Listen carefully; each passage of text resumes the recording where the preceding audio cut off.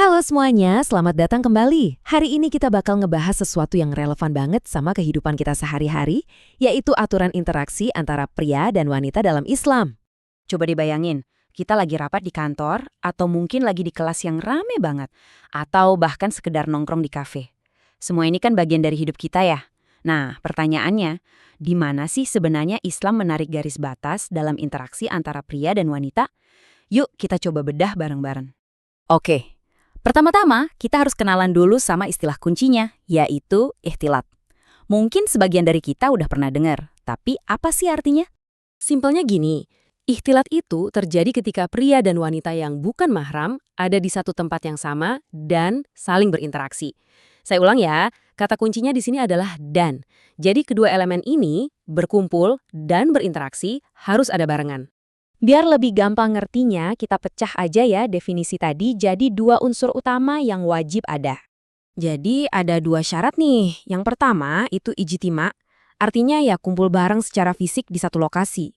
Yang kedua itu itisol, artinya ada interaksi, entah itu ngobrol, diskusi, atau bahkan sekedar komunikasi lewat isyarat. Ingat ya, poin kuncinya itu kalau cuma satu yang terpenuhi, itu belum bisa disebut ikhtilat. Nah, ini contoh yang bagus banget biar kita kebayang. Coba lihat, kalau di pesawat, seorang pria dan wanita duduk sebelahan. Tapi diam-diaman, itu cuma ijtima, cuma berkumpul. Jadi itu bukan ikhtilat. Tapi beda ceritanya kalau di pasar, pas lagi nawar barang. Di situ ada kumpulnya, ada interaksinya juga. Nah, itu baru namanya ikhtilat. Jelas ya bedanya? Oh ya, dan ini penting banget nih. Jangan sampai ketukar sama kholwat ya. Kalau kholwat itu lebih spesifik, yaitu kondisi di mana seorang pria dan seorang wanita non-mahram berduaan aja di tempat yang sepi atau tertutup. Jadi ikhtilat itu cakupannya lebih umum dan lebih luas. Oke, sekarang kita masuk ke pertanyaan besarnya. Terus, hukum dasarnya gimana? Boleh atau enggak? Menurut sumber yang kita kaji, hukum asal atau kaidah umum dari ikhtilat ini adalah dilarang atau haram. Jadi ini nih titik awalnya. Tapi kenapa ya kok hukum dasarnya begitu? Pasti ada logikanya. Nah, ini bagian yang menarik banget. Larangan ini tuh bukan datang dari satu dalil yang bilang, ikhtilat itu haram, gitu. Enggak, aturan ini justru merupakan sebuah kesimpulan yang ditarik secara logis. Jadi, para ulama itu menyimpulkannya dengan menyambungkan titik-titik dari beberapa prinsip dasar lain dalam Islam.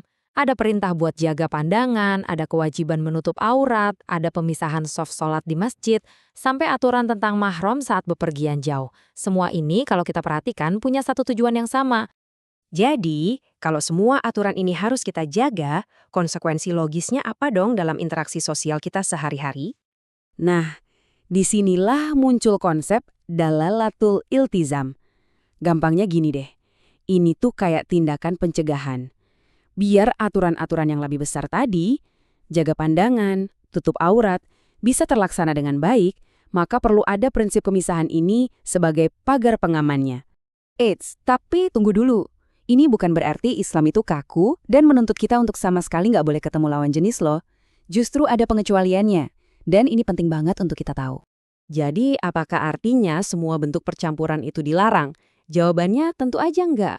Islam itu realistis kok. Justru ada situasi-situasi di mana interaksi itu diperbolehkan. Tapi, ada syaratnya. Ada dua filter nih yang harus lolos.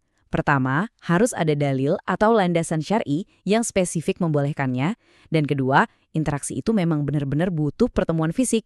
Nggak bisa kalau nggak ketemu langsung. Contoh paling gampang ya jual beli. Kan nggak mungkin kita beli sesuatu tanpa ngobrol sama penjualnya ya kan? Aktivitas perdagangan ini secara umum dihalalkan, dan itu otomatis mencakup interaksi yang diperlukan di dalamnya. Terus soal pendidikan, misalnya kita lagi ikut seminar atau kuliah, boleh, asal adabnya tetap dijaga. Contohnya, pengaturan tempat duduknya dipisah antara pria dan wanita. Gimana kalau ke dokter? Ini juga jelas kebutuhan. Boleh banget, tapi lagi-lagi aturannya tetap berlaku, hindari kholwat. Makanya seringkali ada orang ketiga, entah itu perawat atau anggota keluarga yang menemani, untuk memastikan tidak terjadi kondisi berduaan. Nah, bahkan dalam ibadah pun ada contohnya. Coba deh bayangin pas tawaf waktu haji. Di situ kan jutaan orang dari seluruh dunia berkumpul. Percampuran itu jadi sesuatu yang gak terhindarkan dan memang dibolehkan. Dan tentunya acara keluarga dong. Silaturahim itu kan penting banget. Jadi kumpul-kumpul dengan kerabat, ngobrol, makan bareng, itu jelas diizinkan. Oke, setelah kita lihat hukum asal dan pengecualiannya, jadi apa sih benang merah dari semua ini? Apa takeaway-nya buat kita? Nah, ini dia poin utamanya. Jadi tujuannya itu bukan untuk segregasi total, bukan untuk misahin pria dan wanita secara mutlak, tapi lebih ke menciptakan sebuah interaksi yang terstruktur, yang punya tujuan jelas, dan dilandasi oleh kebutuhan yang memang dibenarkan dalam syariat. Dan ini jadi bahan renungan buat kita semua kan? Di zaman sekarang yang semuanya serba terhubung, di mana interaksi terjadi setiap detik, apa ya artinya punya kerangka sosial yang dibangun di atas batasan, kebutuhan, dan tujuan yang jelas? Coba deh kita pikirin sama-sama. Terima kasih sudah menyimak.